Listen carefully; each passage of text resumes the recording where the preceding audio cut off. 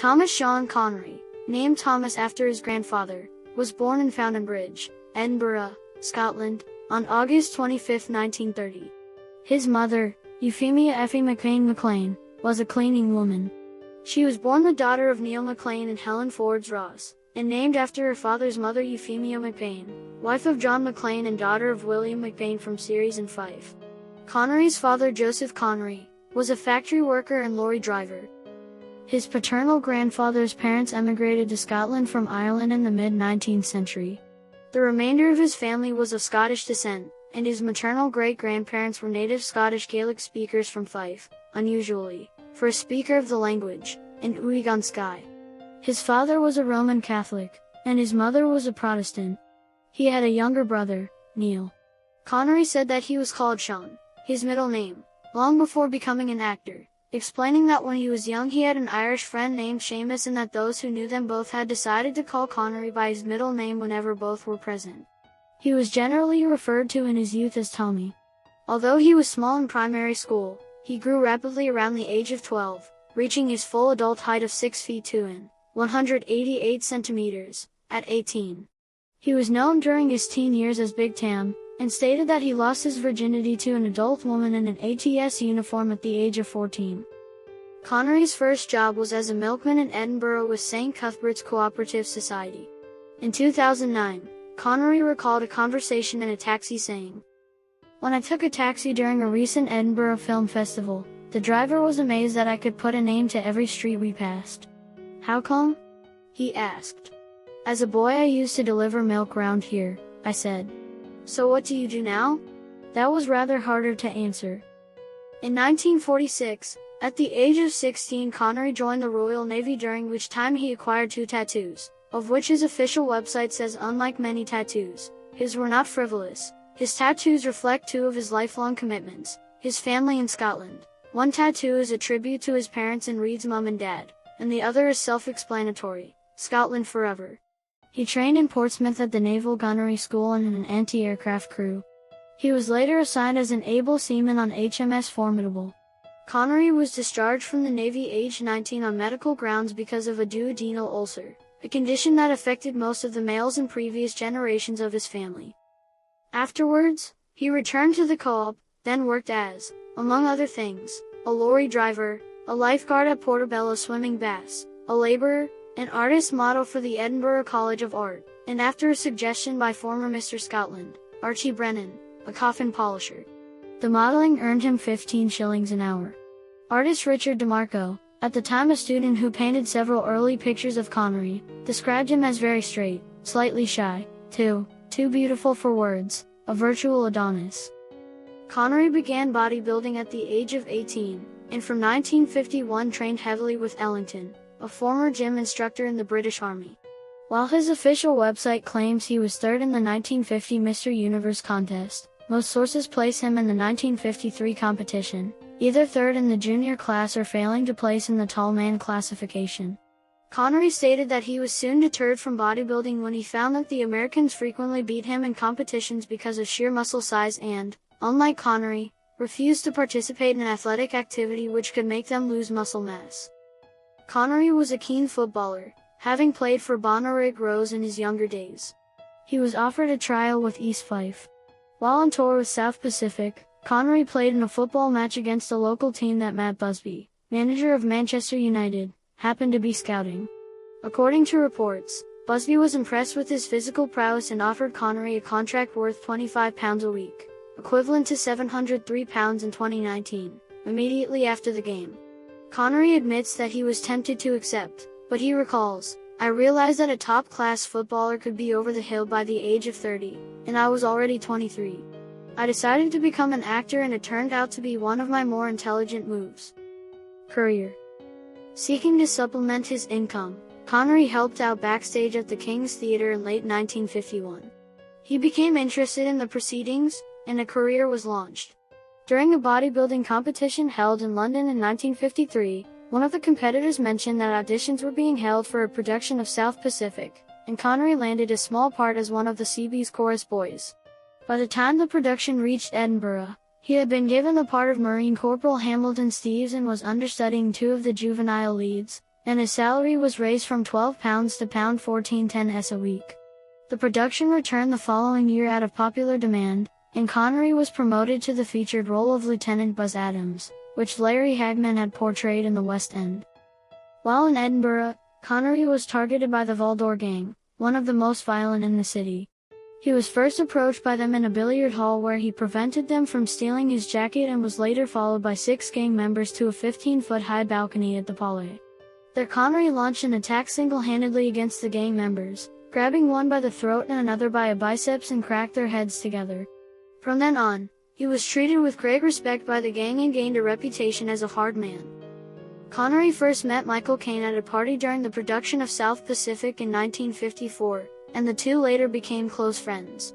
During the production of South Pacific at the Opera House, Manchester over the Christmas period of 1954, Connery developed a serious interest in the theater through American actor Robert Henderson, who lent him copies of the Henrik Ibsen works Hedda Gabler, The Wild Duck, and When We Dead Awaken, and later listed works by the likes of Marcel Proust, Leo Tolstoy, Ivan Turgenev, George Bernard Shaw, James Joyce and William Shakespeare for him to digest.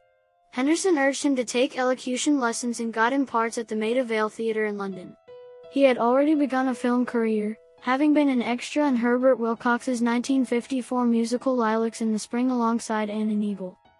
Although Connery had secured several roles as extras, he was struggling to make ends meet, and was forced to accept a part-time job as a babysitter for journalist Peter Noble and his actress wife Marianne, which earned him 10 shillings a night.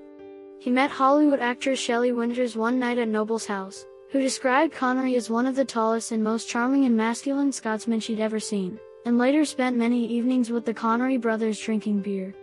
Around this time, Connery was residing at TV presenter Leigh Gardner's house.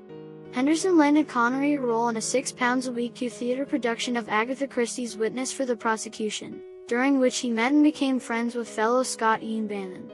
This role was followed by Point of Departure in A Witch in Time McHugh, a role as Pentheus opposite Yvonne Mitchell in the Bacchae at the Oxford Playhouse, and a role opposite Jill Bennett in Eugene O'Neill's production of Anna Christie. During his time at the Oxford Theatre, Connery won a brief part as a boxer in the TV series The Square Ring, before being spotted by Canadian director Alvin Rakoff, who gave him multiple roles in The Condemned, shot on location in Dover and Kent. In 1956, Connery appeared in the theatrical production of Epitaph, and played a minor role as a hoodlum in the Ladies of the Manor episode of the BBC television police series Dixon of Dock Green. This was followed by small television parts in Sailor of Fortune and the Jack Benny program.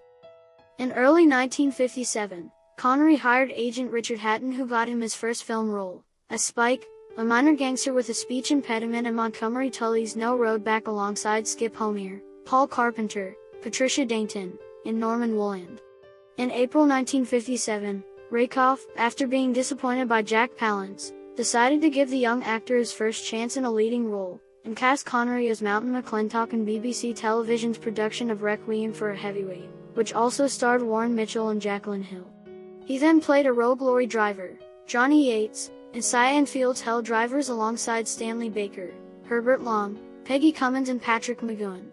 Later in 1957, Connery appeared in Terence Young's poorly received MGM action picture Action of the Tiger opposite Van Johnson, Martine Carroll, Herbert Lom and Gustavo Rojo. The film was shot on location in southern Spain. He also had a minor role in Gerald Thomas's thriller Time Lock as a welder, appearing alongside Robert Beatty, Lee Patterson, Betty McDowell and Vincent Winter. This commenced filming on December 1, 1956 at Beaconsfield Studios.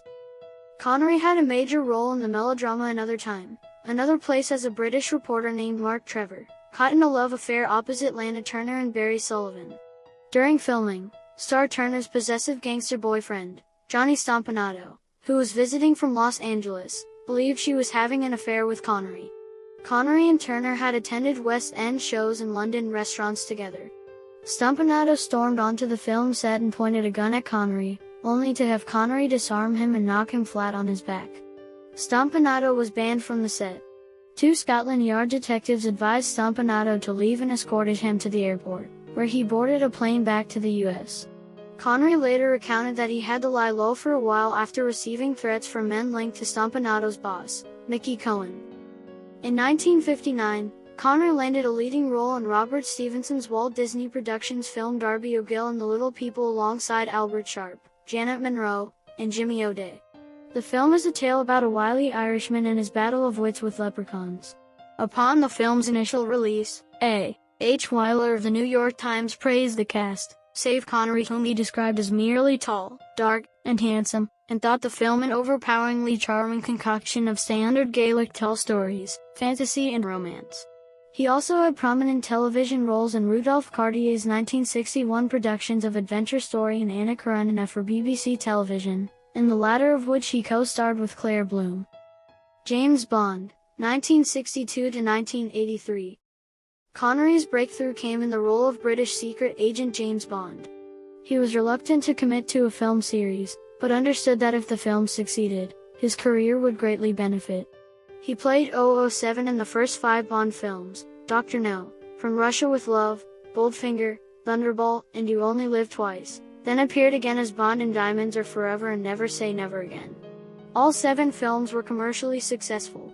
James Bond, as portrayed by Connery, was selected as the 3rd greatest hero in cinema history by the American Film Institute. Connery's selection for the role of James Bond owed a lot to Dana Broccoli, wife of producer Albert Cubby Broccoli, who is reputed to have been instrumental in persuading her husband that Connery was the right man. James Bond's creator, Ian Fleming, originally doubted Connery's casting, saying, "He's not what I envisioned of James Bond looks, and I'm looking for Commander Bond and not an overgrown stuntman," adding that Connery was unrefined. Fleming's girlfriend Blanche Blackwell told him that Connery had the requisite sexual charisma, and Fleming changed his mind after the successful Dr. No premiere. He was so impressed, he wrote Connery's heritage into the character. In his 1964 novel You Only Live Twice, Fleming wrote that Bond's father was Scottish and from Glencoe in the Scottish Highlands. Connery's portrayal of Bond owes much to stylistic tutelage from director Terence Young, which helped polish him while using his physical grace and presence for the action. Lois Maxwell, who played Miss Moneypenny, related that Terence took Sean under his wing. He took him to dinner, showed him how to walk, how to talk, even how to eat. The tutoring was successful. Connery received thousands of fan letters a week after Dr. No's opening, and he became a major sex symbol in film. During the filming of Thunderball in 1965, Connery's life was in danger in the sequence with the sharks in Emilio Largo's pool. He had been concerned about this threat when he read the script. Connery insisted that Ken Adam build a special plexiglass partition inside the pool, but this was not a fixed structure, and one of the sharks managed to pass through it. He had to abandon the pool immediately. Beyond Bond. Although Bond had made him a star, Connery grew tired of the role and the pressure the franchise put on him, saying, "Fed up to here with the whole Bond bit, and I have always hated that damn James Bond. I'd like to kill him." Michael Caine said of the situation, "If you were his friend in these early days, you didn't raise the subject of Bond. He was, and is, a much better actor than just playing James Bond, but he became synonymous with Bond. He'd be walking down the street and people would say, 'Look, there's James Bond.' That was particularly upsetting to him." While making the Bond films, Connery also starred in other films such as Alfred Hitchcock's Marnie and Sidney Lumet's The Hill. In Marnie, Connery starred opposite Tippi Hedren. Connery had stated that he wanted to work with Hitchcock, which Eon arranged through their contacts. Connery also shocked many people at the time by asking to see a script, something Connery did because he was worried about being typecast as a spy and he did not want to do a variation of North by Northwest or Notorious. When told by Hitchcock's agent that Cary Grant did not ask to see even one of Hitchcock's scripts, Connery replied, "I'm not Cary Grant." Hitchcock and Connery got on well during filming. Connery also said that he was happy with the film with certain reservations. In The Hill, Connery wanted to act in something that wasn't Bond-related, and use his leverage as a star to star in the film. While the film wasn't a financial success, it was a critical one, debuting at the Cannes Film Festival winning Best Screenplay. Having played Bond 6 times, Connery's global popularity was such that he shared a Golden Globe Henrietta Award with Charles Bronson for World Film Favorite, Male in 1972. He appeared in John Huston's The Man Who Would Be King opposite Michael Caine, with both actors regarding it as their favorite film. The same year, he appeared in The Wind and the Lion, and in 1976 played Robin Hood in Robin and Marian, where he starred opposite Audrey Hepburn, who played Maid Marian. Film critic Roger Ebert, who had praised the double act of Connery and Kanan, the man who would be king, praised Connery's chemistry with Hepburn, writing, "Connery and Hepburn seem to have arrived at a tacit understanding between themselves about their characters. They glow. They really do seem in love." In the 1970s, Connery was part of ensemble casts in films such as Murder on the Orient Express with Vanessa Redgrave and John Gielgud, and A Bridge Too Far co-starring Dirk Bogarde and Laurence Olivier. In 1981, Connery appeared in the film Time Bandits as Agamemnon. The casting choice derives from a joke Michael Palin included in the script, in which he describes the character removing his mask as being Sean Connery, or someone of equal but cheaper stature. When shown the script, Connery was happy to play the supporting role. In 1982, Connery narrated the official film of the 1982 FIFA World Cup. Connery agreed to reprise Bond as an aging Agent 007 and Never Say Never Again, released in October 1983. The title, contributed by his wife, refers to his earlier statement that he would never again return to the role. Although the film performed well at the box office, it was plagued with production problems, strife between the director and producer, financial problems, the Fleming estate trustees' attempts to halt the film, and Connery's wrist being broken by fight choreographer, Steven Seagal. As a result of his negative experiences during filming, Connery became unhappy with the major studios and did not make any films for 2 years. Following the successful European production The Name of the Rose, for which he won a BAFTA award for Best Actor, Connery's interest in more commercial material was revived. That same year, a supporting role in Highlander showcased his ability to play older mentors to younger leads, which became a recurring role in many of his later films. In 1987, Connery starred in Brian De Palma's The Untouchables, where he played a hard-nosed Irish-American cop alongside Kevin Costner's Elliot Ness. The film also starred Charles Martin Smith, Patricia Clarkson, Andy Garcia, and Robert De Niro as Al Capone. The film was a critical and box office success. Many critics praised Connery for his performance, including Roger Ebert, who wrote the best performance in the movie as Connery brings a human element to his character. He seems to have had an existence apart from the legend of the Untouchables, and when he's on screen we can believe, briefly, that the Prohibition era was inhabited by people, not caricatures. For his performance, Connery received the Academy Award for Best Supporting Actor. Connery starred in Steven Spielberg's Indiana Jones and the Last Crusade, playing Henry Jones, Sr., the title character's father, and received BAFTA and Golden Globe Award nominations. Harrison Ford stated that Connery's contributions at the writing stage enhanced the film. "It was amazing for me in how far he got into the script and went after exploiting opportunities for character. His suggestions to George at the writing stage really gave the character in the picture a lot more complexity and value than it had in the original screenplay." His subsequent box office hits included The Hunt for Red October, The Russia House, The Rock, and Entrapment. In 1996, he voiced the role of Draco the Dragon in the film Dragonheart. He also appeared in a brief cameo as King Richard the Lionheart at the end of Robin Hood, Prince of Thieves. In 1998, Connery received the BAFTA Fellowship, a Lifetime Achievement Award from the British Academy of Film and Television Arts. Connery's later films included several box office and critical disappointments such as First Night, Just Cause, The Avengers, and The League of Extraordinary Gentlemen. He received positive reviews for his performance in Finding Forrester. He also received a Crystal Globe for Outstanding Artistic Contribution to World Cinema. In a 2003 UK poll conducted by Channel 4, Connery was ranked 8th on their list of the 100 greatest movie stars. The failure of The League of Extraordinary Gentlemen was especially frustrating for Connery, who sensed during shooting that the production was going off the rails announced that the director, Stephen Norrington, should be locked up for insanity, and spent considerable effort in trying to salvage the film through the editing process, ultimately deciding to retire from acting rather than go through such stress ever again. Connery was offered the role of Gandalf in the Lord of the Rings series but declined it, claiming he did not understand the script. Connery was reportedly offered $30 million along with 15% of the worldwide box office receipts for the role, which, had he accepted, would have earned him $450 million. Connery also turned down the opportunity to appear as the architect in the Matrix trilogy for similar reasons. Connery's disillusionment with the idiots now making films in Hollywood was cited as a reason for his eventual decision to retire from filmmaking. In 2005, he recorded voiceovers for a new video game version of his Bond film From Russia with Love. In an interview on the game disc, Connery stated that he was very happy that the producers of the game had approached him to voice Bond. It was recorded by Terry Manning in the Bahamas, as well as his likeness, and those of several of the film's supporting cast. Retirement. When Connery received the American Film Institute's Lifetime Achievement Award on June 8, 2006, he confirmed his retirement from acting. On June 7, 2007, he denied rumors that he would appear in the fourth Indiana Jones film, stating that retirement is just too much damn fun. In 2010, a bronze bust sculpture of Connery was placed in Tallinn, the capital of Estonia.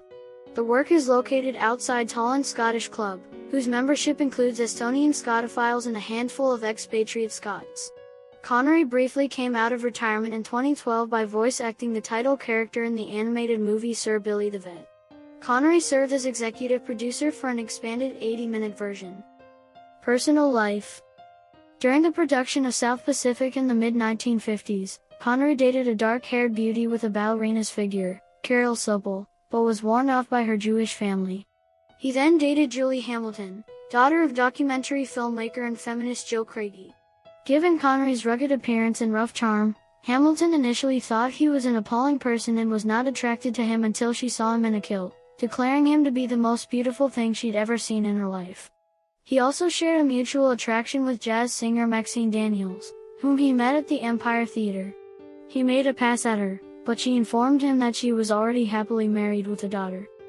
Connery was married to actress Diane Salento from 1962 to 1973, though they separated in 1971. They had a son, actor Jason Connery. While they were separated, Connery dated Jill St. John, Lana Wood, Carol Mallory, and Magda Kanoka. In her 2006 autobiography, Salento alleged that he had abused her mentally and physically during their relationship, a claim Connery had been quoted as saying that occasionally hitting a woman was no big deal. Connery cancelled an appearance at the Scottish Parliament because of the controversy. He denied making the quote and said that any abuse of women was unacceptable. Connery was married to Moroccan-French painter Micheline Roquebrune from 1975 until his death. The marriage survived the well-documented affair Connery had in the late 1980s with the singer and songwriter Lindsay DePaul. A keen golfer, Connery owned the Domaine de Terre Blanche in the south of France for 20 years, where he planned to build his dream golf course on the 266 acres of land. The dream was realized when he sold it to German billionaire Dietmar Hopp in 1999. He was awarded an honorary rank of Shodan in Kyokushin Karate. Connery relocated to the Bahamas in the 1990s. He owned a mansion in Lyford Key on New Providence. Connery was knighted by the Queen at an investiture ceremony at Holyrood Palace in Edinburgh on July 5, 2000. He had been nominated for a knighthood in 1997 and 1998, but these nominations were reported to have been vetoed by Donald Dewar due to Connery's political views. Connery had a villa in Kranidi, Greece. His neighbor was King Willem-Alexander of the Netherlands, with whom he shared a helicopter platform. Michael Caine was among Connery's closest friends. Connery was a supporter of Scottish football club Rangers FC. Political opinions.